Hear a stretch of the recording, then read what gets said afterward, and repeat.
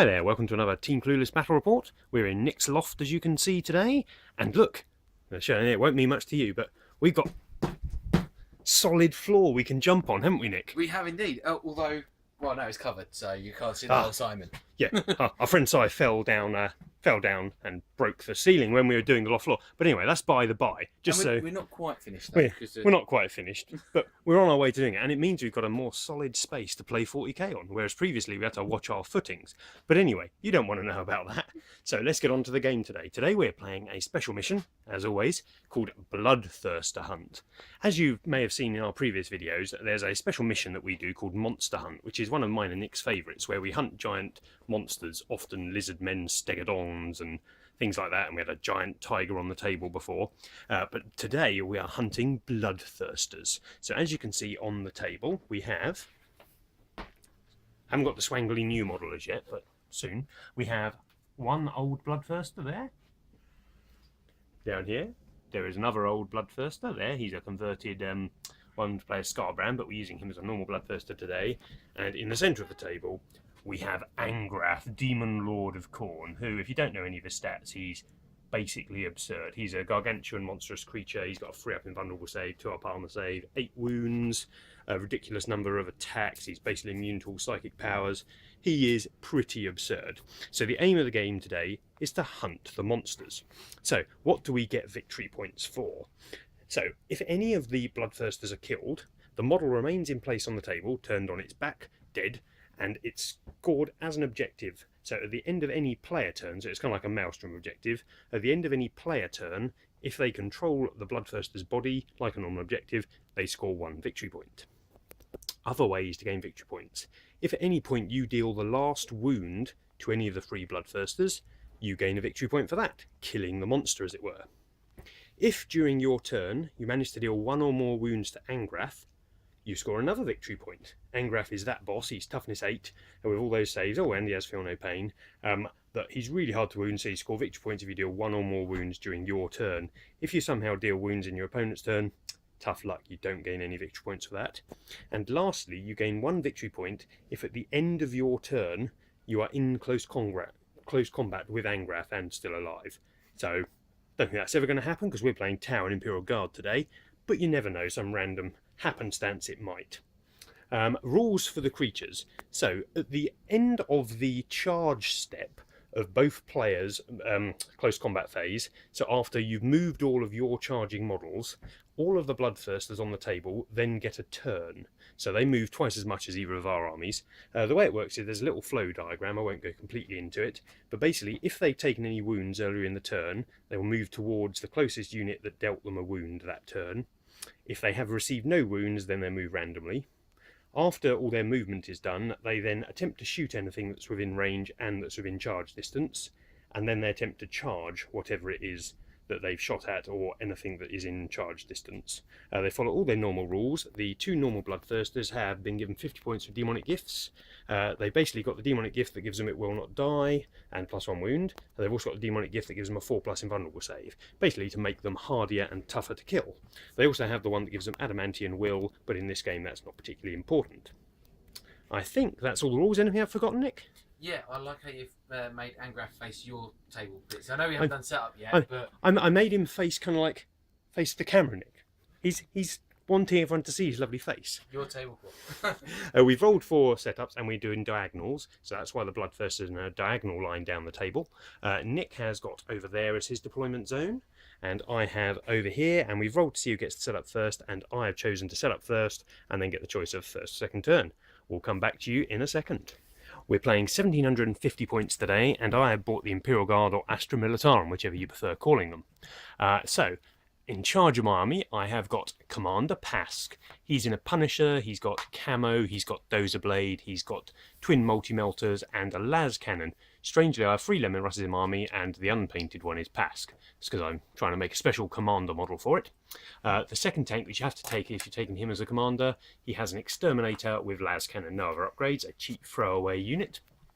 The rest of the HQ, I have a Priest model, bit in shadow there, but that's him there, a nice Empire Flagellant that's been converted. And I also have Commissar Yarrick. I thought I might as well take something that's at least semi-competent in close combat to attempt to beat up a Bloodthirster. Along those lines, I have four Bullgrins. They've all got the slab shields, other than the leader, the Bonehead as he's called, who has a power maul and an invulnerable save little shield. They're okay in close combat, but they're not going to stand up to Bloodthirster, I suspect. Troop choices. We have a platoon command squad with 4 flamers. We have 2 infantry squads, each with a las cannon and a plasma gun, and one of the 2 units has crack grenades. We have a veteran squad armed with a heavy flamer and 2 melter guns. They're riding round in a chimera. We have a wyvern in heavy support. Also in troop we have a heavy weapons team of 3 autocannons. We have some elites over there, some scions. They have twin melter guns. They're going to be coming deep striking in. We have a heavy support Lemon Russ. It is an executioner, I think. I always get confused with their names. It's got an extra las cannon and twin plasma guns on the side as well. And lastly, we have a Vendetta, the las cannon flyer. Everyone loves it. Let's see what Nick's bringing. Oh, and I may have not said, but yeah, he's the warlord. Right, for the Tau today, we are being led by what looks like Fireblade, but it's actually Commander Shadow Sun. I just don't own a model for Shadow Sun. She's got her camo activated. Exactly, yeah. Very good disguise. She has got a command link drone and 2 shield drones. And she's going along with 3 battle suits. All of them are armed with burst cannon, missile pod and shield generator. So obviously lots of invulnerable saves there to help them survive. We've got 6 Pathfinders, just for some marker light action, just to help out possibly with taking out some Bloodthirsters and that, and better shooting. We've got a unit of 6 stealth team, just to try to give them a go. No upgrades with them, so they've just all got their burst cannons. We've got 8 fire warriors in this unit, with a Devilfish, which has got the smart missile system with it, and obviously burst cannon on the front. And we have a unit of 20 Kroot with 1 Kroot Hound, so we can do a bit of outflanking with them just to bring them on and see what they've got like. They've all got sniper rifles as well, so that could be useful for this game. I'm hoping so. And we have got the Hammerhead, which has got long strike as well. And we've also I've decided to go for the upgrade for the submission shot as well, so I can do a blast template, because I'm thinking Imperial Guard infantry could be useful rather than just trying to take out tanks. And do you have disruption pods on either? I do have disruption pods on those too as well, yes. You might. And the Devilfish has got Black Sun filter as well. I have 2 Piranhas. Both of them have got fusion blasters. I couldn't afford the disruption pod on them though. No, it's a bit expensive for them, but that's them. We have got the Razor Shark flyer, and we have also got Riptide there with the burst cannon. He has got, as upgrades, he's got the early warning override and velocity tracker, so he can intercept Sky. Yeah. We have got 2 broadsides, both with the high yield missiles as well. No further upgrades on them either. That is everything for the army. I was just trying to think if there's any other upgrades that anything unit had, but no, that was everything. So this is our setup. I got to deploy first, and I have chosen to take first turn. So I have top loaded this side of my deployment zone with the intent of killing that Bloodthirster on my first turn. Let's move that out of the way. So I've put all 3 of my Lemon Russes over there with the Bullgrins in a screen in front with the priest joining them. The Wyvern is there behind the ruins. My heavy weapons squad is up here behind the wall. Yarrick has joined I call it the Blob squad. It's just 2 infantry squads joined together with the las cannons. The veterans are in the Chimera. In reserve I have excuse the loft post. I have the 4 flamers in the command squad inside the Vendetta, and the deep striking scions with melter guns. Nick has deployed a lot at the back because he's got a reasonable amount of range. He's put those there, which I believe for the intent of killing this Bloodthirster. We've played, as I say, Monster Hunter many times before, but always with close combat-y armies, so it's quite a change having pure shooting armies that a Bloodthirster will go straight through if it gets to combat. Nick's also deployed these guys pretty close. If that Bloodthirster survives, I reckon it might be going in and eating quite near the arse of Ang'rath. Eating some. Oh yeah, yeah. Interesting choice, Nick. Interesting choice. He's got his broadsides over there. I think he's aiming to try and steal that Bloodthirster if I fail to kill it. Pathfinders are deployed up on that hill, and his commander Shadow Sun with her 3 bodyguard suits are behind that forest. So Nick, you're going to try and steal the initiative, I believe. I am indeed. Going down there on a 6. Oh, every time. Like every game we ever film, initiative has been stolen. Mark will be watching this and he'll be saying to himself, my God, the statistics are insane. Okay, let's see what Nick does turn 1. End of Tau turn 1, and it was a very hit or miss turn, I think. The Pathfinders moved up to the hedge there. Shadow Sun sort of come round to the side here. And obviously they were in range of the Bloodthirster, and obviously the broadside stayed still. The hammerhead stayed as it was. The Devilfish moved up a bit, so it was in range of the Bloodthirster that was over there. And as I said, the Piranhas, that's it. They moved up, as well as the Riptide moved up to pour fire into the Bloodthirster. Obviously, you can see is over there with a Piranha. The Riptide did an overcharge. I didn't do a wound to myself, and then I gave it the 12 rending shots with its blast weapon, Which also gets hot, Nick. How many ones did you roll to hit? 6 out of 12. But didn't deal yourself any wounds. I didn't deal myself any wounds. I could have just killed my Riptide with Gets Hot in that one turn. That would have been extremely bad. Yep. But no, I made all the saves, and he did cause a wound to the Bloodthirster, wasn't it? You did 2 wounds total, didn't you? Firing with everything in this quarter of the table. Yeah, obviously, unfortunately, the burst cannons on these, you didn't realise just quite how good they were. Yeah, that's 24 shots that you 20. 20. Because it's 4 shots. 24, 24, yeah, sorry, 24 it was, yeah. A lot of shots. I mean, didn't do anything, but yeah, a lot of shots. They did a lot of shots. The 4+ feel no pain that the Bloodthirsters have. Yes, he found a lot of saves. And it was the let's remember, it will not die. This one gains a wound back. Oh, it's only taken 1 wound, and the other one over there doesn't gain a wound back. Oh, typical. So we only dealt 2 wounds, so obviously gained 1 back. I was a bit disappointed, really. Yeah, I think we should have done more with it the could have been amount done. of fire Yes. you poured in. But the 4 at feel no pain really does make a massive and then difference. because obviously the Piranhas did a wound to it, it came into them, and it was only 2 inches away. So because the Riptide jumped back, you're quite lucky it didn't kill both of them. To be honest, it didn't roll very well in close combat. So. The battle suits they jumped back, and the Riptide basically jumped back, so it was going to go for the Piranha. So that was things. The smart missiles from that fired over, which is why that moved forward. Yeah, it didn't do anything. Did it? Over here. For this one, obviously, I tried firing the marker lights off at Curly's tanks, basically thinking, if I can get the marker lights off... Yeah, you wanted to take out the Wyvern, didn't you? It's the Wyvern I wanted to take out because I am quite worried by it. I'm a bit more worried by the Bloodthirsters now. Yeah. And because no marker lights hit, because I needed 6s, they moved. So in the end, I thought, let's just pour fire into the Bloodthirster. I think range and cover was your issue, wasn't it? Because the tanks were quite well covered. Yeah. And you're out of range of quite a lot of your guns. So I fired the Shadow Sun's unit and the broadsides into the Bloodthirster. I unfortunately only did 2 wounds again, but I had a chance of causing more. It made a lot of saves. Really badly. Yes, I think they only got like 2 wounds. Yeah, again they let me down. So because of the rules for the Bloodthirsters, I knew they were going to come for me. Yeah, so they moved towards things that hurt it. Yeah, so I basically jumped Shadow Sun and that out the way. So, and caused it to go for the Pathfinders, a 66-point unit, rather than a 411. And it ate them. It ate them. It quite literally did eat them. There's no first blood in this game, as we said earlier. So what we decided. So this was the actual good part of your turn for you, wasn't it? I was left with the hammerhead, and it's kind of like, well, what do I want to shoot at? Because there's no point really shooting at the Bloodthirster to steal an extra wound. So we fired over all the way over here to Curly's the plasma tank that was there. I really wanted to try this tank out. I've never really got to play with it, so I thought I'll have a go today. But no, dead first shot of the game. As what happens when I fire a hammerhead turn 1, but.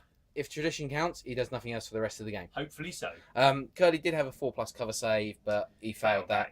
Yeah, and I rolled a 6, so it just literally blew up. Straight off the table. Of course, no other wounds at all. And then, obviously, during the charge, you already know these 2 Bloodthirsters moved. Ang'rath. Nobody hurt Ang'rath, so nobody got VPs for it, so he just moves randomly. He moved randomly over to where this Bloodthirster was. He was then 11 inches away from the stealth team, which means, obviously, he has to try and charge. I still get to fire Overwatch at him, and I did cause a wound almost. You rolled a 6 to hit. I rolled a 6. You rolled a 6 to wound. I then rolled a 1 on my 2-up armor save. At this point, you were jumping in the air, I think. But I was pretty much thinking, I've caused a wound to Ang'rath. And then I went, no, Nick, Gargantuan monster creature get a feel no pain 5 up, and it came up a 5. Yes. So unfortunately, I didn't deal a wound to Ang'rath. No wound to Ang'rath. And he failed his charge. He Yep. he rolled a 9 to start with. And he gets to re-roll it because he's got wings. Yeah, and No. he failed again. So hopefully, obviously during Curly's turn, he might move back over towards his way. But we shall see during the Imperial Guard's turn 1. End of Astra Militarum, turn 1. So what did we do this turn? We started off by issuing orders. Yarrick yelled out to his squad, "Bring it down!" The 2 las cannons at the back of the squad were the only members that hadn't moved, and they fired long, over at long strike. Nick could have jinked for a 2-up cover save, but chose not to, and he rolled a 1 for his cover save anyway, as I got a penetrating hit through, and I rolled a 6. Bang! It was gone. So revenge was sweet for my poor Lemon Russ. 1 hit, 1 pen, bang. Yep. I then issued Bring It Down again with Yarrick on these guys, and they fired over at the Bloodthirster that was over there that had eaten some Pathfinders. I think I may have done a wound. You did 1 wound with them, yes. So as That's I've done what a made you wound, wind up. the Bloodthirster was going to come towards me, so I decided, screw it, I've got to pour stuff into it. So I then opened fire with Pask and his friend, and they managed to steal the other 3 wounds to it that were needed, just about, killing the Bloodthirster. If Nick hadn't have wounded it, I wouldn't have been able to kill it, Nick. Actually, I did fail a lot of Pask saves, actually, the invulnerable ones in the end. You did, actually. So I think you would have killed Yeah, I him. might have been able to kill it. So he's dead, so he's now an objective. Due to that, I ran my Ogrins, only got a 3-inch run, because obviously I need to get on that objective to score some points. What else happened this turn? The Wyvern fired over at the Sun? command squad of Shadow Sun.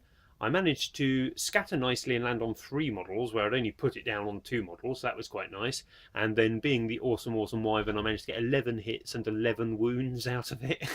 Which is quite nice, but Nick's saves are pretty good. I managed to kill 1 battlesuit and the command link drone. Yeah. So, a reasonable return. I'm quite happy with that.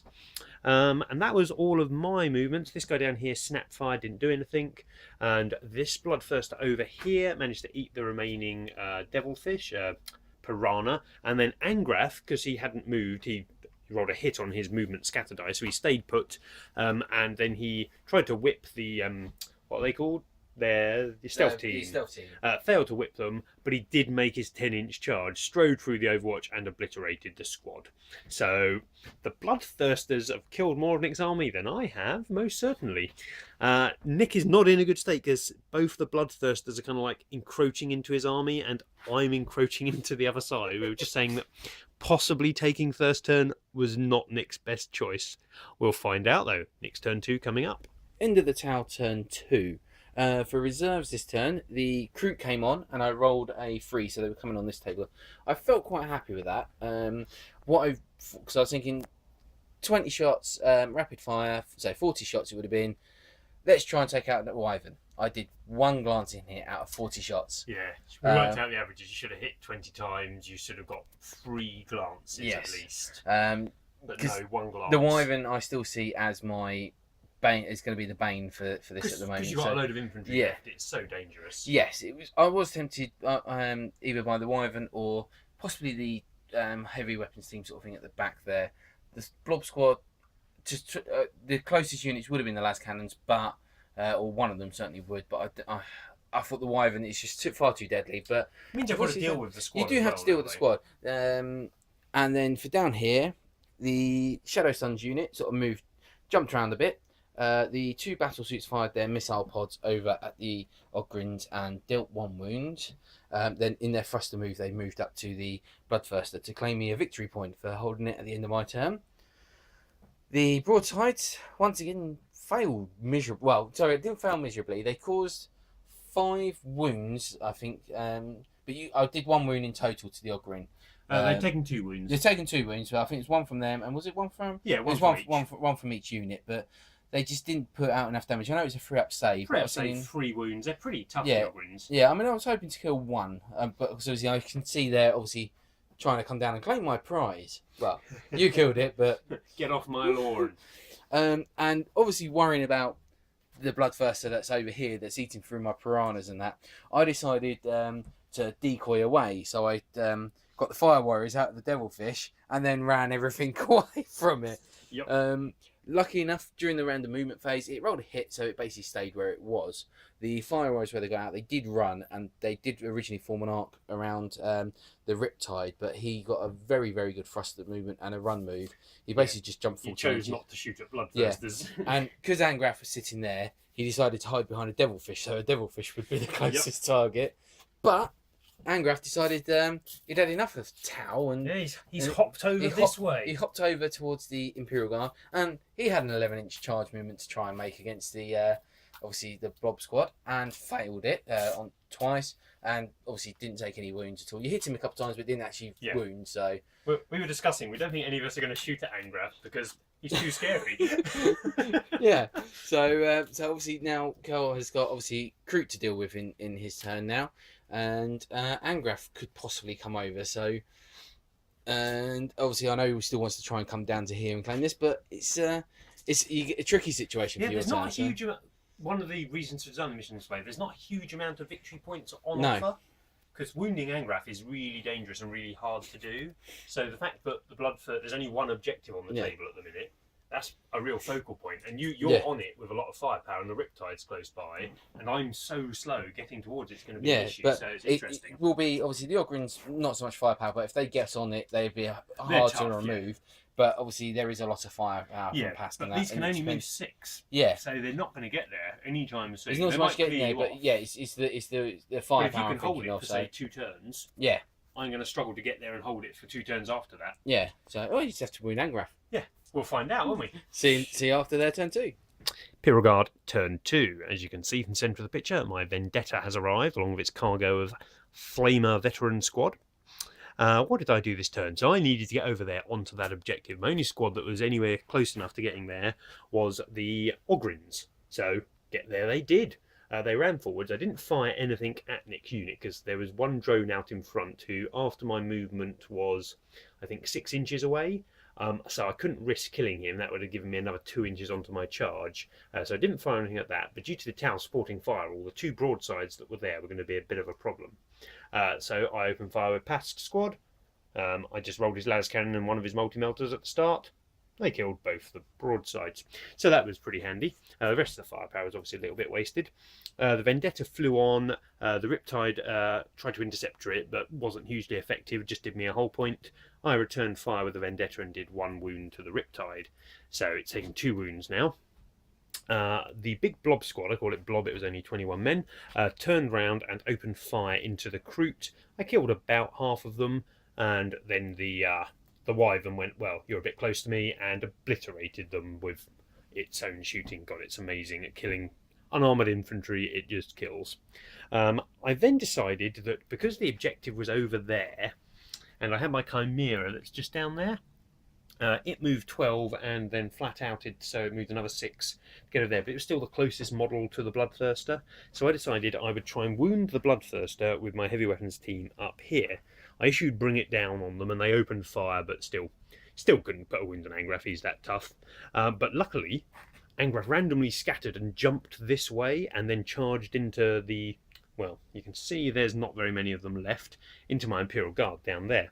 I opened fire with Overwatch, did nothing, got into close combat with it. I'd equipped one of my squads with crack grenades, you'll remember, and I managed to get a crack grenade to hit, to wound. Nick failed the armour save, and then failed the Feel No Pain save. So I did Ang'rath a wound, giving me a victory point. I was pretty happy at that point. And I failed quite badly with the stomp. Yeah, and Nick's stomp, he did. I hit with half the attacks which I did. Which was you killed 6 dudes on the charge, but then I'd clumped up and Nick got 3 on his D3 stomps. But he rolled 1 twice on the stomps and then just a 3 on the next one. So he killed, I think, 5 guardsmen, including both weapon teams. But because Yarrick's still in there, they're stubborn, so leadership 10. So they're still in combat, then 10 gained me another victory point. So that's pretty good. In a game with so few victory points on offer, that's a big swing there. Other stuff that happened, really not a lot. The other Bloodthirster over here has decided he's fed up of chasing widdly little Tau that aren't even prepared to shoot him when they're standing right close. So he is moving this way, following Ang'rath to get into the action. I managed to, as I say, get in combat with Shadow Sun's unit. The Ogrins didn't do a huge amount of wounds to them. I think I managed to, because I've got the priest in there. the priest made the leadership check, so I had re-rollable 3+ saves on my Ogryns. And because I charged in, I got re-rolls to hit because of the hatred from the priest as well. Priest is the best 25 points you can spend on an Ogryn unit, or no, Bulgrin unit, sorry. I managed to kill both your battle suits. Yeah, it's the 2 battle suits. Yeah, so that's 4 wounds to no wounds. Shadow Sun ran away. Unfortunately, being right close to the table edge, off she went. Yeah. So Shadow Sun down, so that's a Warlord point as well. Yeah. So I think I am on 5 victory points at the end of this turn. 4. I haven't added the one on for surviving in combat that's there. one of the things. You got 1 for killing, 1 for Warlord. Well, 1 for Warlord. 1 for objective. And then 1 for that and 1 for wounding him as well. So I'm up to 5. I think that is actually it, because I don't think 4 VPs. I think 4 VPs ahead. I've got my flyer to come on. Did you want to play another turn? I think you're better off calling it. I don't think another turn would really alter it much. I don't think I can take the Ogryns off of the objective now. No, you don't really. Riptide's powerful, but because they've got 3 wounds each and they've got the 3+ save, he's not actually that good at taking them out. No. The Ogryns, I mean, as we're calling the game at that point then, so we'll have a quick discussion about various units and things. First time I've properly used the Bulgryns, actually them doing what they're supposed to do, actually really survivable. I really like them as a shield for the tanks. Yep. And then obviously, they're basically by what I've seen of them, a shield for the tanks to keep them alive, and then when they get a bit closer, get into a unit. Because they've got the save. The priest is what makes them good because he gives them fearless, as they'd be running away all the time. And they have major weaknesses versus low AP strength 10. I know everything's got weaknesses, but they're really bad versus it. I mean, 1 Vindicator, because you have to bunch them up to get the reroll to get the 3+ save. 1 Vindicator will instant death them all in 1 shot. Yeah. So they have massive weaknesses versus those, but if the enemy doesn't have stuff like that, then they're pretty survivable versus most weapons. Like it takes 3 las cannon shots to kill 1 Ogryn. You're not going to waste 3 las cannons on an Ogryn. So yeah, liking them. Yeah. Other stuff in your army. I mean, to be honest, the fact you stole first turn and then the Bloodthirsters came and munched you. Yeah, I think it was kind of. I think I should have let you go first. Obviously, I know that Bloodthirster over there still could have come and taken out whatever it wanted to, depending on where it moved, 'cause it would have been random movement. I forced the 2 Bloodthirsters towards me. I think was a bad move. Possibly, yeah. I think possibly letting me take first turn, but we were both unsure of how hard the Bloodthirsters were, whether we'd be able to kill them. They were ridiculously hard. They were really hard, which they're supposed to be. Yeah. I mean, just so viewers know, Nick and I know this game is really random. Yeah. We don't mind. You'll notice Nick and I are the only ones that play the monster hunting mission because the monsters can often decide the game. But we just love the random nature of Ang'rath wandering around and eating units. But they both wandered in. They took out, that Bloodthirster only took out the Pathfinders, which were. I think the fact that Ang'rath went your way as well. That was the then problem. Forced all the units that are over here, instead of bugging out this way, they had to bug out round the edge of the board. Yes. And that meant on your second turn, you weren't in range of anything of mine. No. I mean, I was really hoping that I could have killed the Bloodthirster over here. Yeah. So the Fire Warrior unit squad could have done what they were supposed to do, is just sit on an objective. And not because I had nothing to get. If you'd have killed that one, I had nothing to get over there and take it from you. Yeah, so that was just going to be a unit for the Fire Warrior. Because Ang'rath moved that way turn 1, I was like, well, I'm not going anywhere near him, so I then reversed round that side of the board. But yeah, I think the fact you only did him 2 wounds to 1, then he got 1 back with it will not die as well. That's why I just couldn't shoot him in my turn, because at 5 wounds. Yeah, if you'd done if you'd done 3 wounds to him, that meant last turn. Instead of bugging out, you could have tried to deal 3 more, but trying to deal 5 more to him, you just weren't going to do it, were you? But no, I mean, like I said, I think the army which I've made up would be good. Might be all right in a different sort of game, but for this game, I didn't think it was going to be great. But I wanted to try like Shadow Sun out. I like that. It's difficult to tell because all the armies you see, they always have either a buff commander or Farsight. Yeah. And if you want to play a slightly different army, then you've got to try out other things. Yeah, and I like Shadow Sun. Yeah, she's got to be used. Obviously, she's got to be used, right? She's cool. Yeah, she's really good versus vehicles. Yes, I think possibly having her deep strike in might have been worthwhile. Yeah, I mean having the unit deep strike in, obviously. You could come in behind my Pask and such. I mean, you were really unlucky. Obviously, I was unlucky losing my tank turn 1, but And losing your long strike turn because he's so good at killing Imperial Guard tanks. Yes. With his preferred enemy and massive ballistic skill and I mean, it's tank a shame. hunter and Obviously, things. I wanted my flyer to come in because I had a plan with my flyer for my turn. Yes, that was a good plan actually. Explain your plan to the viewers. My plan for my flyer, it wasn't really so much. Obviously, I've got it to do shooty, but it was more to try and fly in over onto the Imperial Guard side and shoot at Ang'rath. To attempt to do a wound to draw him over to the Imperial Guard. Because if you remember, in the Bloodthirster rules, not in our rules for monsters, they move towards the closest model that dealt them a wound. So if Nick could wound them with that flyer, because he's got a turret weapon, he could draw it into my lines. Which, when you described the plan to me, I was like, don't like that, Nick. It was. I wrote a rule to stop that. No, I didn't. No, I didn't. Oh dear. No, I like the idea because, say, if Ang'rath's in the middle here, Nick could have flown his flyer to where my Vendetta is, shot it, and if he'd done a wound, I mean, it would work much easier on normal Bloodthirsters, but it can work on Ang'rath as well. Then Ang'rath would jump towards Nick's flyer, thus putting it right in the middle of my lines. So, would have been really interesting to see. It would have been nice and easier for it to try and get it into combat. So, the crew, I like the crew. They were just unfortunate. They're unfortunate. It was quite a lot of unfortunate rolls, I think. I mean, yeah, I think they should kill an armor tank coming in behind it. I failed first turn on quite a lot. I mean, like the Riptide could have done a couple more wounds, an extra wound, maybe 2 against the Bloodthirster. And your broadsides are rolling appallingly all game. Yes. So they only had 2 turns, but I think they caused like 1 wound, and their broadside should annihilate stuff. They were 8 twin link shots each, so 16 twin link shots. Yeah. So they should be doing a lot more. Yeah. My stuff was. I mean, the Wyvern always.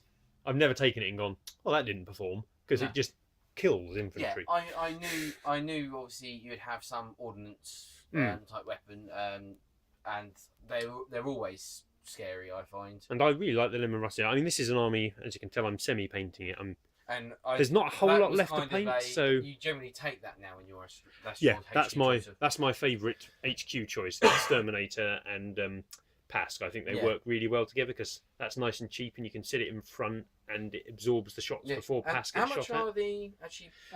They're not cheap. 4 Bullgrins, I think that squad, including the priest, is about 250 points, so they're not cheap. But that's more expensive than a 5-man Terminator squad, for instance. Yeah, but I mean that's good. They are good to combine up with your HQ choice because yes, you have a tank in front of that, but if I had long striker, Bullgrins wasn't there, I could have taken out that tank, and then Pask is there sitting ready for the. That's it. As I say, they're a little bit of a gamble because if you come across an enemy that can just go, oh yeah, I'll kill them, then they're really, really easy to kill if the opponent has them. Like, say if you're playing against Thunderwolves. Thunderwolves are all strength 10. They just walk in and just walk through the unit in one round of close combat, problem. I think that obviously depending on who, as you say, depending on who you're playing against. So you'll know, like we always say, well, I'm going to play this army for this game. You're playing this army. So with the change in Smash rules, are actually reasonably good versus monstrous creatures because being 3 wounds each, monstrous creatures when they smash to get to the strength 10 to instant death them, only get to hit them once and they might miss. Yeah. And I can take the wound on the leader of the squad who's got a 5-up invuln. And if my priest has made his special, has made his war hymn roll, you get to re-roll the 5-up. So, pretty reasonable chance against monstrous creatures as well. I do still like my piranha. I know they only shot at the Bloodthirster once, but I do like the piranhas as a still 50 points. For again. It's a difficult game because the Bloodthirsters start up in the line between us. Yeah. The usual tactic of moving forwards then engage the enemy doesn't really work because then you're sitting next to a Bloodthirster. So a lot of units have to perform differently to how they normally do. Devilfish, I'm still happy with my Devilfish with a twin link smart missile system. I know smart missiles are awesome. Yeah, I mean, for the so much better than the burst cannons. Yeah, I mean, I'm happy for it just to have I like fire warriors, but I think I'm going to stick to just like having a minimum squad, just to have a Devilfish in it, just as they can get somewhere to sitting on an objective. This game as a cheap unit backed up my thoughts on the Riptide. I much prefer the Iron Accelerator. Yeah, it's just more versatile, because like on the second turn you didn't want to shoot the Bloodthirster, you were out of range. You're never out of range of an Iron Accelerator. Yeah, and it's good versus all targets. I think it's a much better gun. I chose the heavy burst cannon because I was thinking, although I had broadsides, which couldn't damage some of your tanks, I had the long strike. I was thinking for the infantry side for your army, because I know you do take a lot of tanks with Imperial Guard, but I do know you normally take some sort of squad of infantry that needs sort And of it's- eliminating. And it's probably better against the blood. It should be Yeah. better against the Bloodthirsters than the Yeah, Iron Accelerator Yeah, is. 6-1s for get hot in. Yeah. Uh, Yeah, 12 I think you were shots scared half a after that, weren't you? Next Yeah. turn, you're like, I'm going invulnerable save. Well, it was kind of he was sitting there between the Bloodthirster and Ang'rath, and if either one had come over, I thought a 3+ invuln save to try and keep. If Ang'rath come over, a 3+ invuln save could have helped keep him in. Yeah. Well, it would have helped you against an all Bloodthirster. I think Ang'rath would have still killed you. No chance. Stop. No chance. He would have been fine. Okay, well, thanks for the game anyway, Nick. That's all right. It was a quick one. It was very quick. Bloodthirsters and Imperial Guard win. I'm gonna go for a Bloodthirster win. No, I'm going to team them up. Bloodthirsters and Imperial Guard. I'll take Bloodthirster. Yarrick's over here. He's controlling Ang'rath now. He's got him right where he wants him. Unless I attacked again. Yeah, quite possibly. Okie doke. See you next time.